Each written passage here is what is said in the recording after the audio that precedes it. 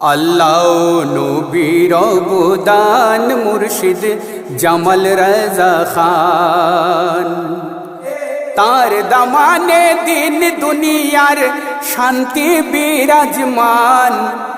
আল্লাহ নবীর অবদান হুজুর জামাল রাজা খান, হাফিজ কারি মুফতি ও মৌলানা কত শত, জামালে মিল্লাতের কাছে করে মাথা নত।